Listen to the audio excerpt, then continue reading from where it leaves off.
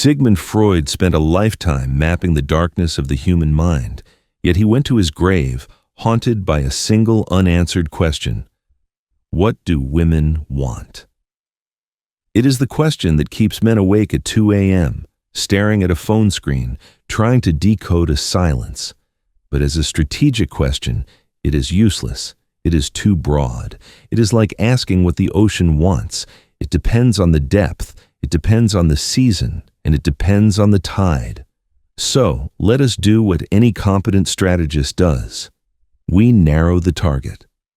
Look at what is rewarded in the earliest phase of life, the teenage years. What dominates the hierarchy? It is rarely the man of substance. It is rarely the man of mission. It is the pretty boy, symmetrical, soft edges, visually loud but psychologically quiet. To a young man of intelligence, this feels like an injustice, but to a psychologist, it is simply a mechanic. The pretty boy wins early not because he is better, but because he is safe. He is a blank screen, a mask. A girl who is still building her own identity can project her fantasy onto him without being challenged by the messy reality of a fully formed man. But here's the trap. Smart young men watch this dynamic, and they mistake a phase of development for a law of nature. They believe the mask is the only thing that matters. They grow bitter, they grow rigid, and they fail to see that the seasons change.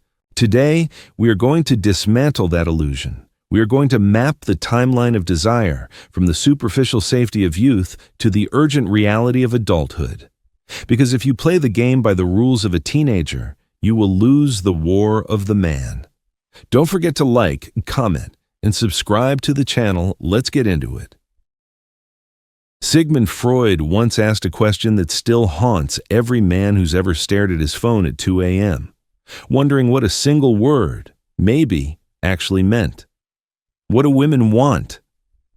A broad question, too broad. It's like asking what the ocean wants. It depends on the season. It depends on the tide. It depends on what you threw into it last week. So let's do what any competent strategist does: narrow the target. What do teenage girls want? Girls who've hit puberty, say somewhere between 13 and 19? What do they want in a boy? Most of the time, they want what they've always wanted in that phase of life. A pretty boy. Not a man with a mission, not a man with a spine. Not a man who can look her in the eye and say something that changes her worldview. A pretty boy. If their posters are any evidence, the pattern is consistent across decades. The names change, different eras, different faces, but the shape stays the same. Clear skin, delicate features, symmetrical bone structure, soft edges. The kind of face that looks like it was designed to be admired from a distance, not lived with up close.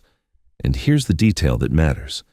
The pretty boy is usually not a strong personality. He doesn't need to be. In that stage, personality can even be a liability. Too much depth, too much intensity, too much opinion, those things can feel dangerous to someone who is still assembling her identity. If you're trying to understand the logic of the phase, don't moralize it. Observe it. The pretty boy is, in a sense, a safe symbol. He's attractive, but not demanding. He's admired, but not destabilizing. He's visually loud, psychologically quiet, a mask, a doll, a screen. And a teenage girl, still growing into herself, can project whatever story she needs onto that screen without having to wrestle with the messy reality of a fully formed man. That's not an insult to her. It's development. But it becomes a trap for men who mistake this phase for the permanent operating system of female desire. Because it isn't. Let's be precise. A 14-year-old girl doesn't fall in love the way a 28-year-old woman does. Not because she's worse, but because she's still building the machinery required for adult intimacy. Stable self-image, emotional tolerance, conflict handling, long-term judgment. When you're young, you don't have a lot of inner infrastructure, so you choose what's easy to process. And beauty is easy to process. Beauty is immediate. It requires no negotiation, no risk. A handsome face doesn't challenge her beliefs. It doesn't force her to confront her own contradictions. It doesn't demand that she become a deeper person today. It just sits there and glows. And here's the psychological edge most men miss. A strong male personality, real gravitas, real presence, creates pressure. Pressure to respond, pressure to measure up, pressure to be seen clearly. Teenage girls are often not looking for that kind of pressure romantically. They can handle a smart boy as a friend, sometimes, but as a romantic partner? A man with sharp edges can feel like a storm. So they choose the smooth surface, the popular attractive kid, the socially blessed boy, the guy who looks like he belongs on a screen. Often, these boys don't have much substance, not because they're evil, but because they've never needed it. If the world rewards you for existing, you have less incentive to build a personality. That's the first principle. What life rewards, it creates. And in adolescence, life rewards the pretty mask. Now, watch what happens around 20, 22, 25. The same girl who once adored the pretty boy begins to reject him, sometimes with embarrassment, sometimes with denial. She might even lie to herself and say she never liked those faces. That's not unusual. People rewrite their own history to protect their identity. When you outgrow a phase, you don't always want to admit you lived in it. But the shift is real. Because what changes is not the boy. It's her. As a woman grows, she starts craving something the pretty boy can't offer: weight, substance, depth, the feeling that a man has lived, has learned, has earned his confidence through contact with reality. She becomes attracted to a more masculine kind of appeal, still good-looking, often, but anchored by something else: competence, calm authority, presence, direction. A word you used is perfect: gravitas. And if you've lived long enough, you've seen the proof. Men who are older, balding, gray, less pretty in the adolescent sense, yet women still find them compelling. Not because women are irrational, but because female desire isn't a single switch. It's a system that responds to context and life stage. A teenage girl is drawn to visual fantasy. A woman in her 20s begins to be drawn to psychological experience. A woman in her 30s begins to weigh time, stability, and consequences more heavily. And this is where men get lost, because men want simple rules. Men want one law that explains all women forever. Reality doesn't work that way. Now we get to the tragedy you pointed out: the smart young guy. If you're a young man, say 17 to 25, and you're genuinely intelligent, genuinely thoughtful, with strong opinions and a deep internal world, you often feel alienated. Not because you're better, but because your mind is operating on a different frequency than your environment. Your peers want lightness, you want meaning. Your peers want fun, you want structure. Your peers want approval, you want truth. And when you're young, your body is screaming for intimacy. Yet the women who are age-appropriate for you may be attracted to a version of masculinity that is mostly surface. So you watch the pretty boys win, and you conclude, looks are everything. That conclusion feels logical, because it matches your immediate evidence, but it's a limited sample. It's like watching rain for an hour and concluding the world is permanently wet. You haven't seen the seasons yet. A young smart man can be terrifying to a young girl romantically, not because he's dangerous, but because he's complex, because his mind creates demands to think, to respond, to face herself. Many teenage girls don't want to be challenged. They want to be carried by a story. So the smart young man's gift becomes his burden. And yes, some smart young men adapt by dialing down their intelligence socially, playing lighter, acting simpler, becoming more agreeable, more accessible. They don't become stupid. They become strategic. They understand that romance at that age often rewards ease, not depth. But many don't adapt. They stay honest. They stay intense. They stay complex. And they become lonely. Here's the philosophical layer. Every strength has a season. If you demand that life reward your strength in the wrong season, you'll suffer and call it injustice. But if you understand timing, you can stop resenting reality and start positioning yourself inside it. Now, about that looks are all that matter worldview. I'll keep your viewpoint intact. Some creators overstate looks because they were watching a narrow slice of the world, primarily young women in the 17 to 23 zone, where appearance is heavily weighted. And yes, if you're a young man watching women in that band, you'll see an obsession with aesthetics. It can feel ruthless, it can feel mechanistic, it can feel unfair. But the error is not observation, the error is extrapolation. A young man mistakes a phase of development for a permanent law of nature. That's a classic cognitive trap, availability bias, overweighting what you see most often and assuming it's universal. It's not that women stop caring about looks as they age. It's that the weighting changes. Looks remain an entry point, but other factors rise. Stability, competence, emotional safety, worldview, status, maturity, leadership, humor, direction. A 19-year-old girl can treat a boyfriend like a fashion accessory. A 29-year-old woman has to treat a partner like a life decision. Different stakes, different calculus. So when a young creator says, "Looks are all that matter," he might not be lying. He might simply be trapped inside his age cohort, seeing the world through the keyhole of youth. And if you're also young, it will resonate, because it matches what you've lived. But if you build your entire identity around that theory, you will suffer later, because reality will change, and your theory will not. The wise man updates. The bitter man doubles down. Let's outline your core claim the way a strategist would. No drama, no hatred, just pattern. 1. Teen years, 13 to 19. Attraction tends toward surface, pretty, popular, safe fantasy. 2. Early 20s, 20 to 25. Boredom with pure surface, growing attraction to substance, mystery, intensity, mental stimulation. 3. Late 20s/early 30s, increased attraction to older men with competence, stability, authority, direction, especially as women begin to feel time more acutely. 4. 30 seconds and beyond, increased prioritization of nesting, long-term security, building a home/life structure, sometimes with urgency. You also imply that cultural forces encourage exploration and delay, then later encourage settling. That's your viewpoint. I'm keeping it. Now, here's the psychological engine under it. As time horizon shortens, the mind shifts from play to selection.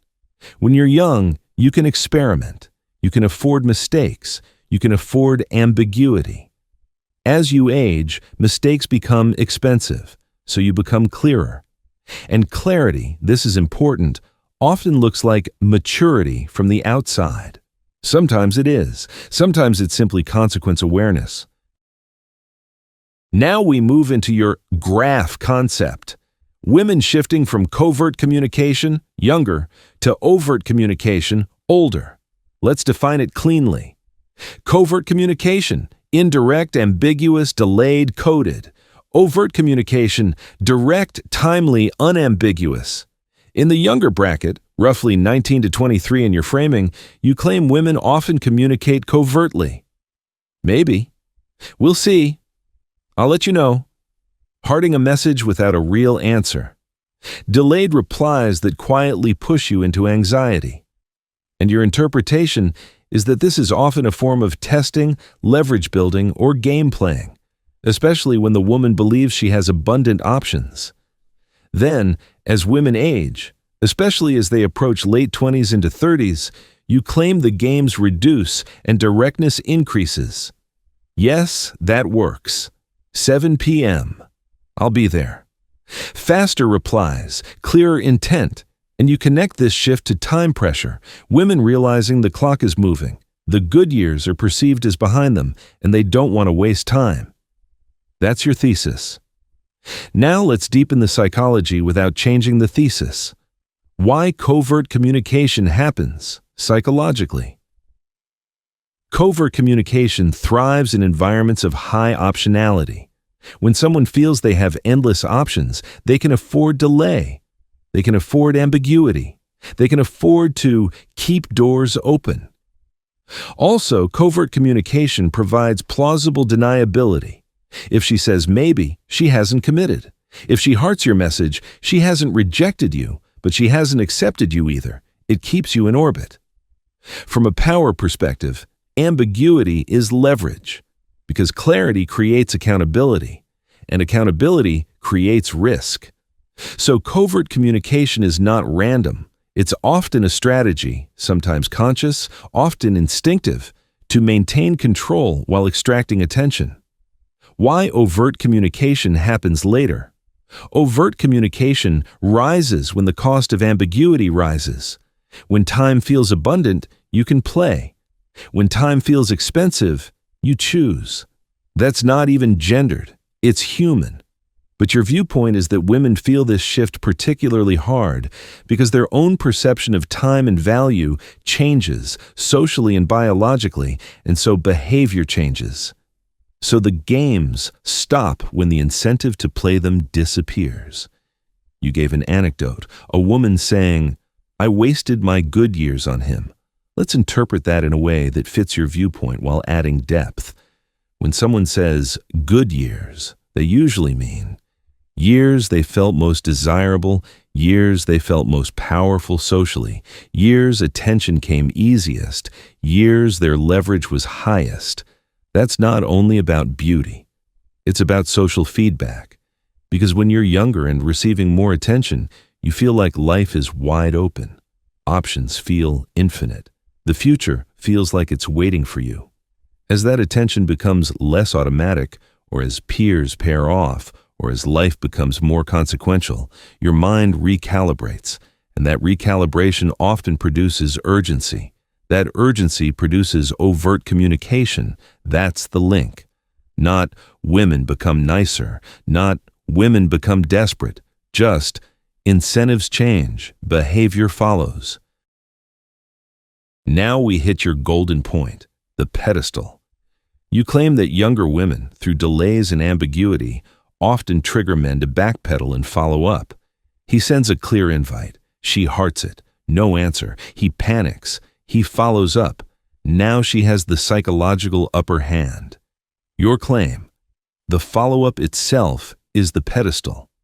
Not because following up is always wrong, but because the energy behind it often reveals neediness, an anxiety that says, "Please choose me." And that communicates low status. Here's the psychological truth. A man who is centered doesn't chase clarity. He offers it. He says, "Friday, 7 p.m., join me." If she doesn't respond, he moves. That's not cruelty. That's self-respect. It also forces reality into the open, because covert communicators thrive on your willingness to stay in the fog. Now, you also argue that women know what they're doing when they use these patterns. Sometimes, yes. Sometimes it's learned. Sometimes it's socialized. Sometimes it's habit. Sometimes it's simply that they enjoy attention and don't want to close doors. But your point remains. Men lose themselves by over-investing into uncertainty. And uncertainty is the currency of covert communication. You also claim something else. As women age, sometimes they begin behaving like the men who once chased them, double texting, following up, trying to secure attention. And you describe testing this by liking a message without replying, and then observing the woman double text later. Your point is, when you understand the mechanism, you see that much of it is about perceived leverage, not destiny. Now, here's where I'll keep your viewpoint but tighten the ethics. You don't need to become manipulative, but you do need to stop being predictable. If you always chase, always explain, always follow up, always try to prove, you train people to treat you as an option. So the strategic takeaway isn't play games. It's stop rewarding ambiguity with attention. If someone wants you, they'll make it easier to meet them halfway. Now, you asked for a bond-like wisdom tone. So here it is, clean and usable. 1. Understand the season you're in. If you're 18 to 23, you are living in the most superficial band of the dating market. That doesn't mean you're doomed. It means the environment rewards certain traits more strongly. Looks, social proof, ease, humor, lightness. So don't interpret early rejection as proof you're worthless. It may simply be proof you're early. 2. Do not build a permanent theory from a temporary window. If you decide all women only care about looks, you will freeze your life at 19.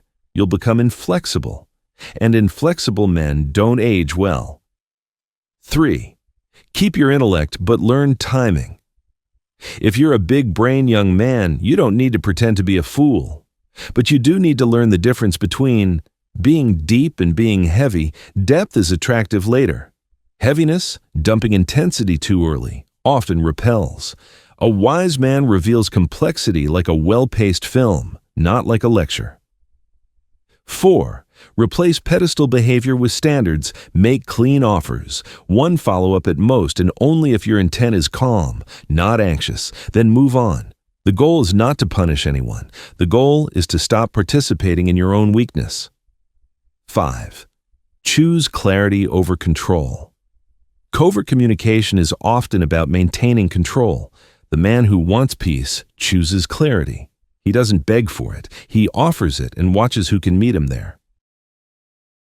Now, the deeper philosophical layer you're aiming at. Most suffering comes from one of two mistakes. 1. Refusing to see reality. 2. Refusing to update your model of reality. Young men suffer because they assume the world they see now is the world forever. Then, time passes and the world changes, and instead of adjusting, they become bitter. Because bitterness is easier than humility. But life is a moving target. People change radically. Men change. Women change. Groups change. Individuals you thought were foolish become competent. Individuals you thought were brilliant become stagnant. The man who wins isn't the man with the strongest opinion.